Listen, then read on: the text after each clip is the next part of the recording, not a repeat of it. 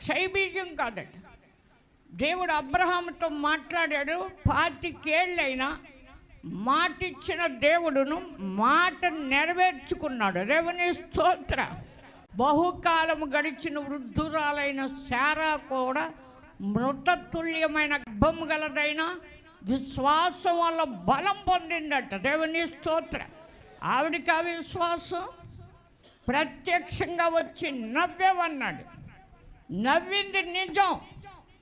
వణుకుంటుంది. దేవుని కరెక్ట్గా అప్పుడు నువ్వు అనుకున్నావా మాట మేము చెప్పామనుకోండి, గజ గజ ఎలా వణుకుతారో నాకు తెలుసు.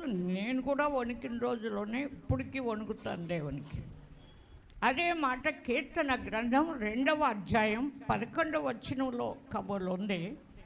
భయభక్తులు కలిగి యెహోవాను సేవించుడి, గడగడ వణుకుచూ సంతోషించమంటారు. ఎలా వణకాలట? శారమ్మ కూడా దేవుని మాటకి గడ గడ వణికింది కనుక గర్భవతి అయ్యింది.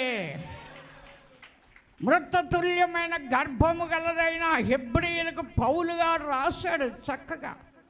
మృతతుల్యం, చావుకు సిద్ధమై, అంటే కండరాలు పట్టు తప్పేస్తుంది, శక్తి చాలు, పరిగెత్తలే, ఉరుకులెత్తలే.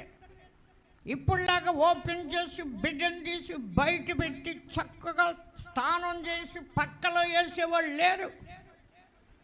కనవలసిందే. దేవుని స్తోత్ర.